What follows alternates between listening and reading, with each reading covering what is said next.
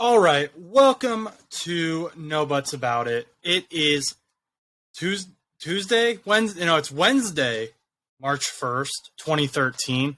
I'm telling you, the days they just go by so quick. So you may probably have already realized Chus isn't here. Chus isn't in the room. He's busy. I think he's golfing right now. Honestly, we're just both been so busy. We've been hanging out with friends. I mean, trying to have normal lives while also doing college and also doing this. And Chus just wanted to take a week, and he's been busy. He works for other companies and stuff. So I'm going to hop on here. We're not going to do a full-blown episode. That's not at all what's going to happen. What this is going to be is it's going to be me kind of talking about some things that are going on around the NFL that we're going to talk about during the show that I feel need to be covered right now, that we can't wait till later to cover. So, unfortunately, Chus, obviously, we're not going to have a discussion, but the big thing, the big story, and I'm sure we'll mention this during the show because this is developing, but I had put on Instagram that we don't actually know when the next show is going to be. There were some technical difficulties of me even trying to do this. That was difficult. So we've been working hard trying to figure these things out for you guys. But I wanted to hop on. And basically the story that I want to talk about in this video, we're going to keep it under 10 minutes hopefully, is Jalen Carter. So Jalen Carter is a defensive lineman from the University of Georgia. And he was likely going to be the number one overall pick this season. A lot of people said if the Bears end up keeping the first overall pick, they're going to go defensive lineman, and Jalen Carter is probably going to be that guy. Jalen Carter's been a phenomenal college athlete. He has 2 forced fumbles in his career, both coming last year as a junior. He has 83 total sacks in 83 total tackles in 3 seasons, and he has a good amount of sacks. Let me make sure I get the number right. He has 6 sacks. Those were in 2 seasons. He didn't really play a lot his freshman year. He only played 8 games. It was really his sophomore and his junior year, which his junior year was this last year, that he really saw playing time. And the dude could ball. He was a guy who he was quick, he was fast, he was strong, 6'3", 310 pounds according to his chart. That's an insane amount of strength and speed to be coming at the quarterback. Now, okay, why are we talking about this? Why is this going on? Well, okay, so Jalen Carter on January 15th of this year, was a part of a car crash, and they were investigating it. Unfortunately, 2 people died. Let me make sure I get those names right here. And I'm going to see if I can pull the photo up. There's a photo from the New York Post. I'm going to give them credit where credit's due.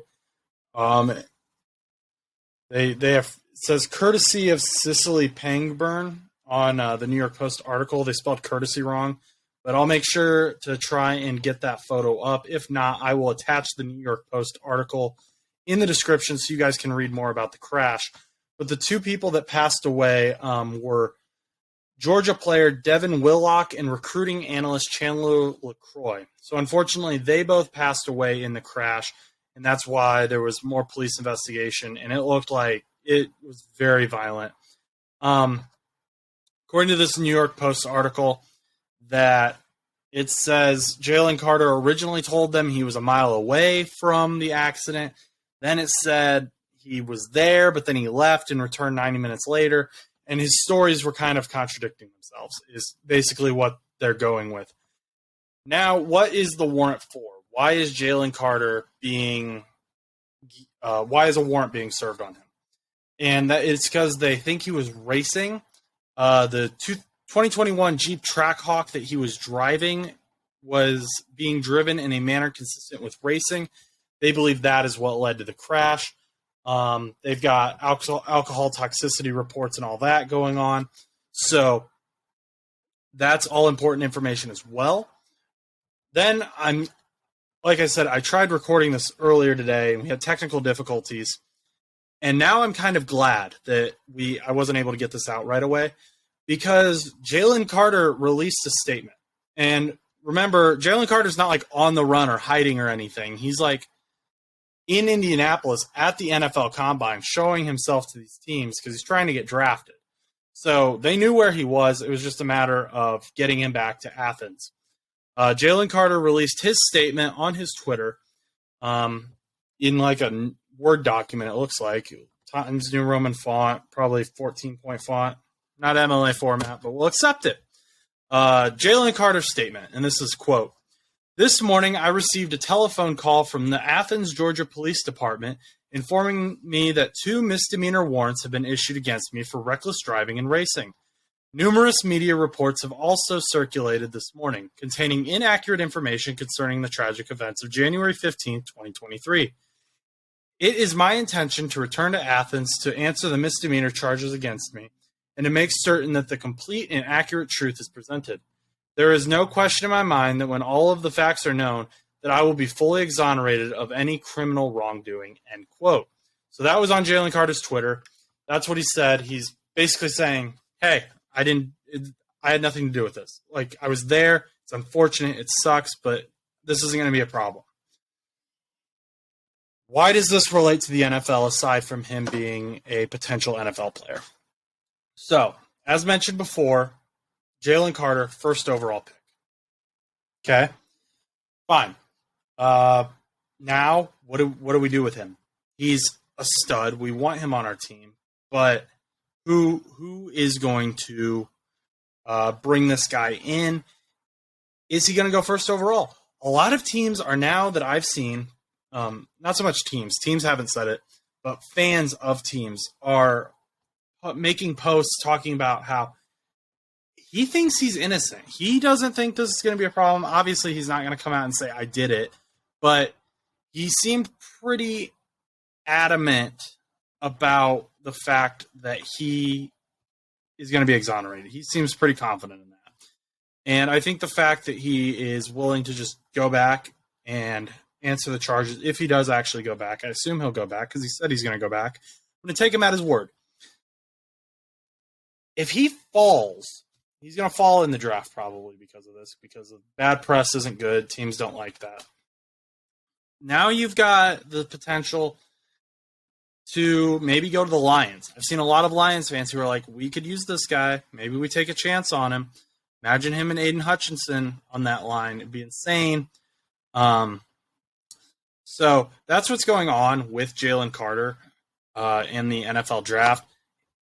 I'm going to keep following this story. I'm going to keep updating this story. I don't want to say this is what I think is going to happen because it's still developing. But I did want to get on here and say this is what's happening. This is who he is. This is why the warrant is being arrested, or this is why the warrant has been issued. And I also wanted to point out why this is important for the NFL, because a big part of this podcast is developing storylines. And so that's what we're going to do. We're going to talk about this story. We're going to follow this story. Hopefully Jalen Carter is exonerated. Hopefully this doesn't become a major issue.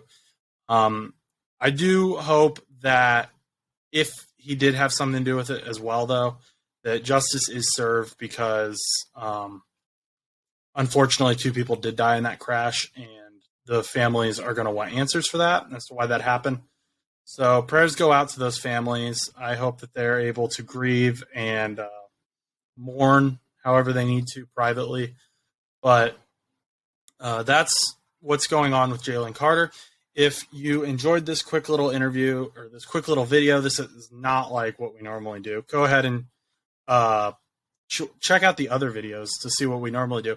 But if you enjoyed this, please like, comment, subscribe, share it with your friends, because this is a huge story. We're going to keep following it, and you don't want to miss a single bit of it. No buts about it.